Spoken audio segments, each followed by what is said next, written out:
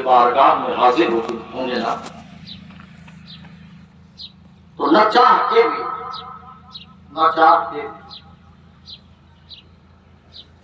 آنکھوں سے آنسو ساون اور بھادر کی طرح برسیں گے. یہ میں نے دیکھا ہے. اور کتنا بڑا سڑا ہوا بدعقیدہ حضور کی بات ہے، کتنا بڑا بدعقیدہ مصطفیٰ کی بارگاہ میں جب حاضر ہوتا ہے تو بے ساختہ بول اٹھتا ہے الصلاۃ والسلام علیک یا رسول اللہ. حضور کی بارگاہ، اور کیوں نہ بولے میرے مصطفیٰ کی بارگاہ تو وہ بارگاہ ہے جہاں 70,000 فرشتے درود پڑھتے ہیں. صبح میں 70,000، شام میں 70,000، 24 گھنٹے میں 1,40,000 فرشتے مصطفیٰ کی بارگاہ میں درود پڑھتے ہیں. اور پوری زندگی جس کو ایک مرتبہ موقع مل جائے، صبح قیامت تک پھر کسی کو موقع نہیں ملتا. یہ میرے آقا کی بارگاہ ہے، ہمارا مقدر توجہ سجدے سے بھی اعلیٰ ہے. ہم جب چاہے گنبد خضرا کی زیارت کر لیں، لیکن میرے قوم کے نوجوانوں، اللہ رب العزت نے اگر پیسہ دیا ہے، روپیہ دیا ہے نا، تو چھوڑ دو کنیا کماری، کشمیر، ممبئی، دلی، کولکاتہ گھومنا چھوڑ دو. اللہ رب العزت نے اگر پیسوں سے نوازا ہے تو ایک مرتبہ میرے محبوب کا شہر دیکھ لو. میرے آقا فرماتے ہیں منظار قبری وجبت لہو شفاعتی، جس نے میرے قبر کی زیارت کی اس پر میری شفاعت واجب ہو گئی. الحمدللہ. اپنی آنکھوں کو دیکھیے، بڑی مسرت ہوتی ہے جب کوئی مدینہ جاتا ہے، بڑی خوشی ہوتی ہے. امام اعظم اور ان کے بعد حضرت امام مالک ہیں، امام شافعی، امام احمد بن حنبل ہیں. لیکن بزرگوں کا عشق دیکھنا ہو، اگر کوئی عشق سیکھے تو امام مالک سے. امام مالک کے مدینے کی سرزمین میں آقا کریم علیہ الصلوۃ والتسلیم کیا دیار پربہار ہے. امام مالک مسجد نبوی کے صحن میں گھوم رہے ہیں، ٹہل رہے ہیں. چلتے چلتے چلتے چلتے اچانک آپ کے چلنے کا انداز بدل گیا. کانٹا گڑا ہے، وہ بھی مدینے کا. پیروں میں کانٹا چبھا ہے، کانٹا ہے مدینے کا. چلتے چلتے انداز بدل گیا. مریدوں نے سوال کیا حضور آپ تو بھی بہت اچھا چل رہے تھے، بہت بھلا چلنا چل رہے تھے سرکار، آپ کے چلنے کا انداز بدل گیا. معاملہ کیا ہے، معاملہ کیا ہے، سبب کیا ہے، بات کیا ہے؟ امام مالک کا عشق دیکھو. امام مالک فرماتے ہیں میرے مریدوں، مجھ سے سوال کرنے والوں، چلنے کا انداز اس لیے بدلا ہے کہ میرے مصطفیٰ کے شہر کا کانٹا میرے پیروں میں چبھا ہے. آگے فرماتے ڈر رہا ہوں، آگے فرماتے ڈر رہا ہوں کہ کہیں یہ کانٹا نکل نہ جائے، ڈر رہا ہوں کہ کہیں یہ کانٹا نکل نہ جائے. اس لیے کہ کل بروز قیامت بارگاہ رب العزت میں جب میری حاضری ہوگی، پروردگار عالم کی بارگاہ میں جب حاضر کیے جائیں گے، رسول اللہ کی وہاں پہ موجود ہوگی. جب بارگاہ رب العزت میں میری حاضری ہوگی، میرا پروردگار عالم مجھ سے پوچھ دے گا اے میرے بندے امام مالک، تم میری بارگاہ میں کیا لے کر آئے ہو؟ تو میں بارگاہ رب العزت میں عرض کروں گا اے میرے پروردگار الہ العالمین، مولا نے میرے سجدے تیرے شایان شان کے مطابق ہے، نہ میری نمازیں تیری شایان شان کے مطابق ہے، نہ میرے روزے تیرے شایان شان کے مطابق ہے، نہ میرا حج تیری شایان شان کے مطابق ہے، نہ میرے دیگر اعمال تیری شایان شان کے مطابق ہے. عشق دیکھو امام مالک کا. امام مالک فرماتے ہیں پروردگار عالم جب بروز قیامت مجھ سے سوال کر دے گا تو میں نماز کا واسطہ نہیں دوں گا، میں روزے کا واسطہ نہیں دوں گا، میں حج کا واسطہ نہیں دوں گا، میں صدقہ زکات و خیرات و صدقات کا واسطہ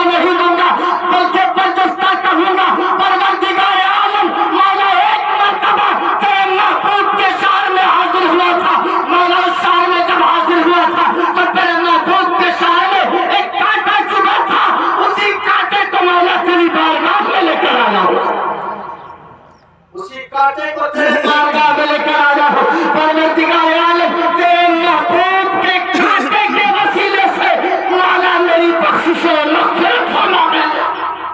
اللہ اکبر، یہ عشق ہے امام مالک کا، بزرگوں کا عشق۔ عشق سیکھنا ہو تو مولائے کائنات سے، عشق سیکھنا ہو تو ابو بکر صدیق سے سیکھو، عشق سیکھنا ہو تو عمر سے سیکھو، عشق سیکھنا ہو تو عثمان ذوالنورین سے سیکھو۔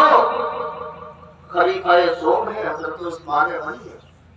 اللہ اکبر، ایک پہاڑ کے قریب سے گزر ہوا ہے، ایک پہاڑ کے قریب سے، جب اس پہاڑ کے قریب گئے خلیفہ سوم اپنے ساتھیوں کے ساتھ، اپنے ہمراہیوں کے ساتھ گئے، تو یکایک اس پہاڑ کو دیکھ کر کے حضرت عثمان غنی مسکراتے ہیں۔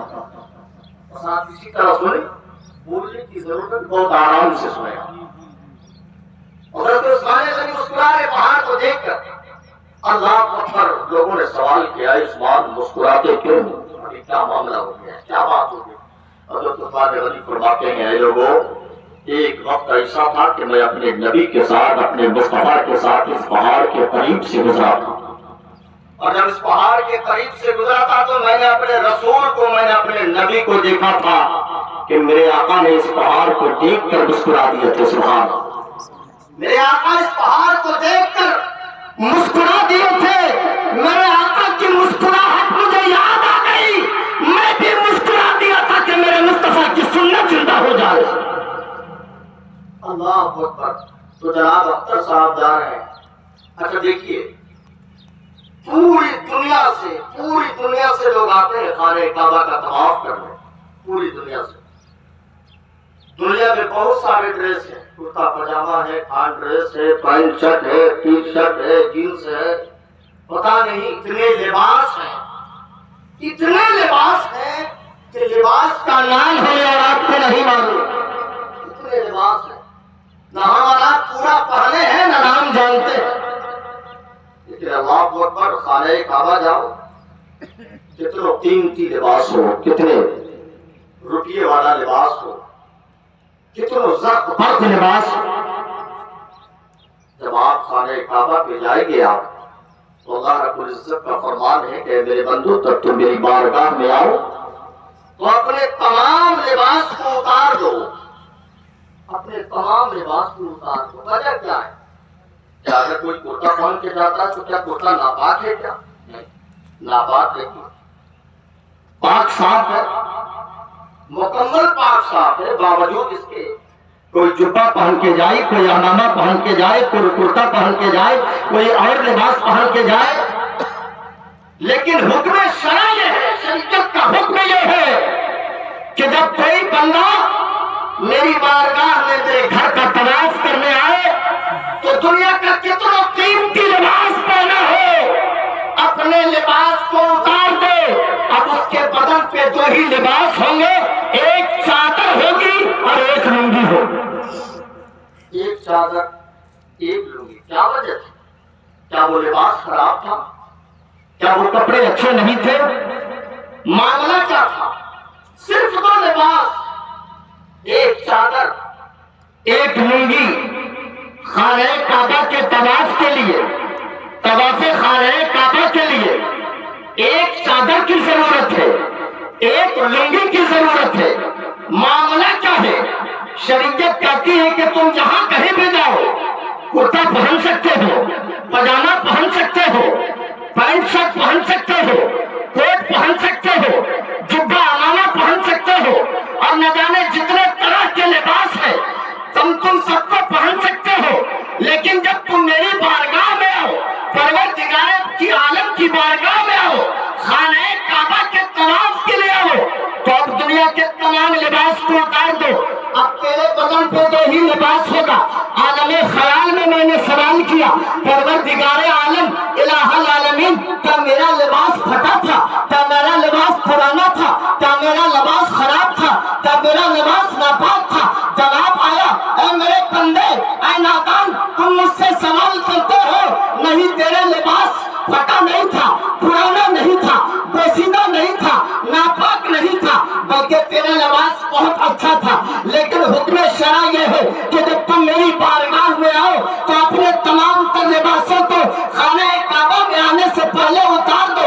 تو ہی تیرے بدن پہ لباس ہوں گے، ایک چادر ہوگی، ایک لنگی ہوگی۔ وجہ کیا ہے، معاملہ کیا ہے؟ کہا یہ میرے محبوبوں کا پسندیدہ لباس ہے، یہ میرے محبوبوں کا پسندیدہ لباس ہے۔ میں نے سوال کیا پروردگار عالم یہ پسندیدہ لباس تیرا کون محبوب پہنا تھا؟ اور جواب ہے اے نادان تم مجھ سے سوال کر رہے ہو، اب ایک تاریخ کا پلہ پلٹو، تاریخ کے صفحات کو پلٹو۔ جب حضرت ابراہیم علیہ السلام خانہ کعبہ کی تعمیر فرما رہے تھے، باپ دیوار کھڑا کر رہا تھا، بیٹا اسماعیل ہے جو گارا بنا کر کے، مٹی کا گارا بنا کر کے خانہ کعبہ کی دیوار کے لیے گارا بناتے جاتا تھا اور اس تک پہنچاتے جاتا تھا۔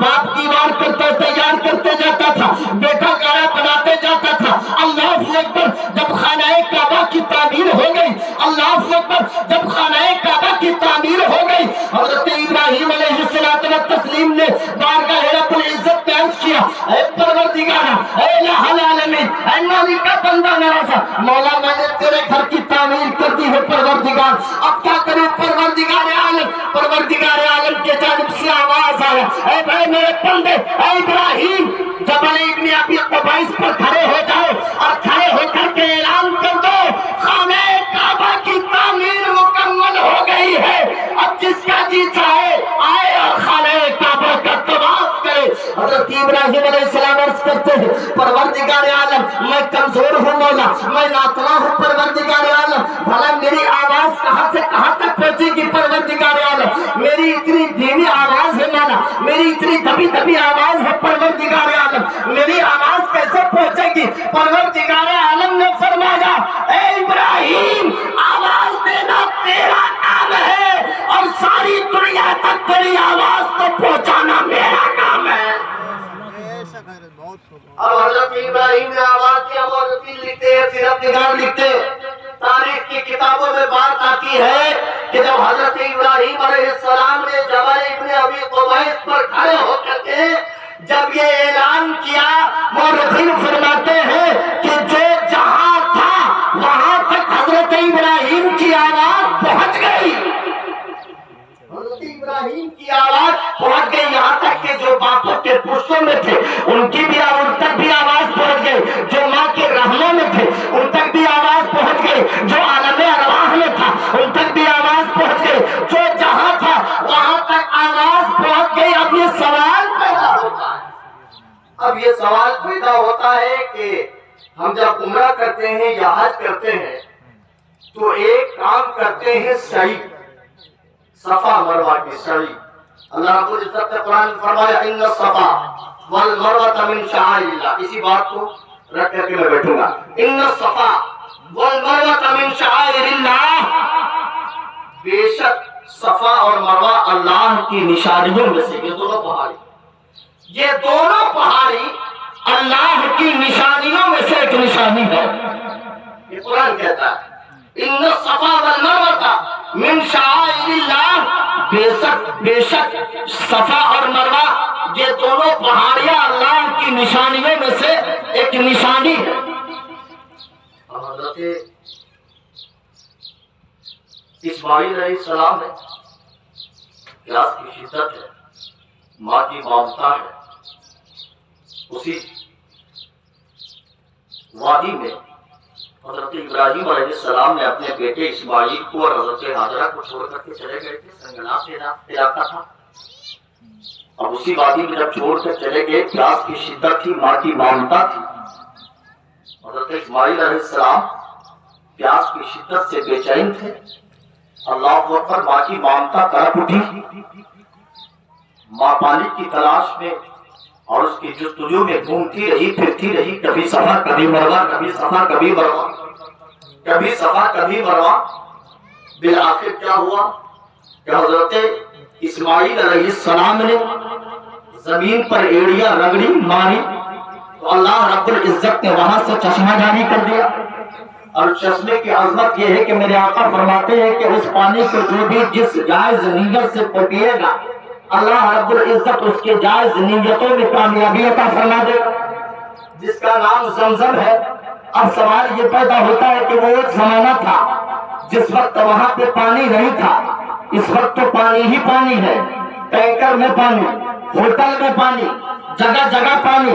اللہ رب العزت نے فرمایا اب جو بھی خانہ کعبہ کا طواف کرے گا اور جو بھی خانہ کعبہ کا حج کرنے کے لیے آئے گا، معتمر ہوگا، عمرہ کرنے کے لیے آئے گا، اس پر واجب یہ ہے کہ وہ خانہ کعبہ کا طواف کرے اور طواف کرنے کے بعد مقام ابراہیم کے سامنے 2 رکعت نفل نماز پڑھے اور نفل نماز پڑھنے کے بعد پھر آب زمزم جہاں پہ رکھا ہوتا ہے پیٹ بھر آب زمزم پیے اور آب زمزم پینے کے بعد صفا سے لے کر کے مروہ تک، مروہ سے لے کر کے صفا تک، صفا سے لے کر کے مروہ تک، مروہ سے لے کر کے صفا تک کی سعی کرے، دوڑ لگائے، چکر لگائے۔ اسی بیچ میں حاجی صاحب گئے ہوئے ہیں، اسی بیچ میں 100 سے 200 میٹر کی دوری پڑتی ہے، ڈسٹینس پڑتا ہے، ایک جگہ ہے، اسی جگہ پہ ایک گرین بتی پہلے والے جگہ پہ ہوتی ہے اور دوسری والی جگہ پہ بھی گرین بتی ہوتی ہے۔ وہاں پہ حکم یہ ہوتا ہے کہ جب تم صفا اور مروہ کی سعی کرو تو تم اس جگہ پہ دوڑ کر کے اس طرح دوڑ کر کے پار ہو کہ اجلت میں پار ہو رہے ہو، جلد بازی میں پار ہو رہے ہو۔ اللہ اکبر۔ حضرت ہاجرہ دوڑ رہی ہے، حضرت ہاجرہ دوڑ رہی ہے، بات سمجھ میں آ رہی ہے۔ تو اس وقت پانی کی قلت ہے، لیکن آج تو جگہ جگہ پانی ہے، گھر گھر میں پانی ہے، ہوٹل میں پانی ہے، ٹینکر میں پانی ہے، پھر آج دوڑنے کی کیا ضرورت پڑی ہے؟ اللہ اکبر۔ عالم خیال میں نے سوال کیا، پروردگار عالم، وہ ایک زمانہ تھا جس وقت پانی کی قلت تھی، جس وقت پانی کی کمی تھی، مولا اس وقت ہاجرہ دوڑی تھی، پانی کی تلاشی جستجو میں دوڑی تھی۔ پروردگار عالم، اس وقت پانی کی قلت تھی، لیکن مولا آج کون سی قلت ہے؟ آج کون سی پانی کی کمی ہے؟ پروردگار عالم نے فرمایا، اے نادان، تم مجھ سے یہ سوال کرتے ہو، ارے سنو، یہ میری ایک نیک بندی کی سنت ہے، یہ میری ایک نیک بندی کی سنت ہے، میں نے اس کی ادا کو اپنی بارگاہ میں قبول کر لیا ہے، پسند کر لیا ہے، اور اتنا پسند کیا کہ صبح قیامت تک کے لیے جتنے لوگ حج میں یا عمرہ میں جائیں گے سب کے لیے وہ واجب ہوگا کہ صفا اور مروہ کا دوڑ لگائے، چکر لگائے۔ اللہ اکبر۔ تو یہ حاجی صاحب اختر کا معمر ہے، یہ عمرہ کرنے کے لیے جا رہے ہیں، ان کے لیے دعا کرے اللہ تعالیٰ ان کے سفر کی صعوبتوں، اللہ تعالیٰ انہیں سفر کی صعوبتوں سے دور فرمائے، سفر کی پریشانیوں سے دور فرمائے اللہ تعالیٰ۔ اور جب یہ مدینہ شریف جائیں، میرے آقا کے دیار میں جائیں، تو جانے کے بعد حضور کی بارگاہ میں ہم گناہگاروں کے لیے سلام محبت کریں، ہم گناہگاروں کے لیے سلام پیش کر دیں، یا رسول اللہ، یا رسول اللہ، ہم بھی آپ کے غلاموں میں سے ہیں، یا رسول اللہ، یا رسول اللہ، ہم بھی آپ کے غلاموں میں سے ہیں، یا رسول اللہ، یا رسول اللہ، اتنی طاقت نہیں کہ میں آپ کی بارگاہ چلے جاؤں، یا رسول اللہ، اتنی دولت نہیں کہ میں آپ کی بارگاہ میں حاضر ہو سکوں، یا رسول اللہ، اتنی استطاعت نہیں کہ میں آپ کی بارگاہ میں حاضر ہو سکوں، لیکن یا رسول اللہ اگر آپ کا اشارہ ہو جائے تو نہ روپیہ کی ضرورت، نہ طاقت کی ضرورت، نہ دھن دولت کی ضرورت، یا رسول اللہ جسے آپ بلاتے ہیں وہی آپ کی بارگاہ میں حاضر ہوتا ہے، یا رسول اللہ، ہم تمام غلاموں کا عاشقوں کے سلام محبت کو پیش فرما دیں اور پروردگار عالم کی بارگاہ میں ہم ان کے لیے دعا کریں گے، پروردگار مولا تیرے محبوب کے روضے کی حاضری کے لیے جا رہے ہیں، پروردگار عالم ان کی حاضری کو اپنی بارگاہ میں قبول مقبول فرما دے، آمین کہیے نا، آمین آمین۔ اگر آپ نہ دیں گے تو، اور اگر ان کا بھلا ہو جائے گا تو آپ کو کوئی دقت ہے کیا؟ تو بولتے کہیں کہیے نا آمین۔ سبحان اللہ۔ آپ لوگ بھی مدینہ شریف جانا چاہتے ہیں؟ بولیے نا۔ ارے مومن کی تو تمنا ہی ہوتی ہے، یہی ہوتی ہے، آخری تمنا خواہش یہی ہوتی ہے کہ پروردگار عالم کچھ دیکھوں نہ دیکھوں، مولا تیرے محبوب کا دیار ضرور دیکھوں۔ مومن کی تو یہی خواہش ہوتی ہے۔ نہیں ہے کوئی دنیا میں سہارا یا رسول اللہ، کہیے سبحان اللہ۔ سبحان اللہ اور سبحان ذرا دل سے بول دیجیے اللہ سبحان اللہ۔ سبحان اللہ ماشاء نہیں اللہ۔ ہے کوئی دنیا میں سہارا یا رسول اللہ۔ کوئی ساتھ نہیں دے گا، میرا کوئی ساتھ نہیں دے گا۔ حضور یہ ہے ایسے جو قبر میں بھی ساتھ دیں گی، حشر میں بھی ساتھ دیں گی۔ نہیں ہے کوئی دنیا میں سہارا یا رسول اللہ، ہمیں تو آپ ہی کا ہے۔ نہیں ہے کوئی دنیا میں ہمارا یا رسول اللہ، ہمیں تو آپ ہی کا ہے، ہمیں تو آپ ہی کا ہے سہارا یا رسول اللہ، ہمیں تو آپ کا ہی ہے سہارا یا رسول اللہ۔ اور تڑپتا ہے میرا دل، ترستی ہے میری آنکھیں، تڑپتا ہے میرا دل، ترستی ہے میری آنکھیں۔ بلا لو پھر مدینے میں، بلا لو پھر مدینے میں دوبارہ یا رسول اللہ۔ سبحان اللہ ماشاء اللہ سبحان اللہ۔ مدینے میں اور ایک جماعت ہے جو ڈگر ڈگر ڈگر ڈگر گلی گلی نماز پڑھو جنت میں جاؤ گے، روزہ رکھو جنت میں جاؤ گے، حج کرو جنت میں جاؤ گے، زکات دو جنت میں جاؤ گے، صدقات دو جنت میں جاؤ گے، خیرات کرو جنت میں جاؤ گے، اسی کی رٹ لگائے ہوئے۔ لیکن فقط آنا لکھے بدلے نہ پائے گا کوئی جنت۔ فقط اعمال کے بدلے نہ پائے گا کوئی جنت، نہ ہوگا آپ کا جب تک اشارہ یا رسول اللہ، نہ ہوگا آپ کا جب تک اشارہ یا رسول اللہ۔ اللہ رب العزت کی بارگاہ میں دعا کرے پروردگار عالم جناب اختر صاحب مولا تیری بارگاہ کی حاضری کے لیے انہوں نے عزم کیا ہے، پروردگار عالم مولا تو ان کے سفر عمرہ کو اپنی بارگاہ میں قبول فرما لے۔ پروردگار عالم مولا انہیں سفر کی صعوبتوں سے، دقتوں سے، پریشانیوں سے، کلفتوں سے مولا دور فرما دے۔ اللہ تعالیٰ پروردگار عالم مولا جس طرح یہ تیری بارگاہ میں جا رہے ہیں پروردگار، یہ امانت ہے پروردگار عالم، اس امانت کو پروردگار سفر عمرہ کے بعد ہمارے پاس یہ واپس لوٹ جائے۔ اللہ تعالیٰ شاد رکھے، آباد رکھے، ہمیشہ رحمت خیر الانام میں گزرے، دعا ہے عمر درود و سلام میں گزرے۔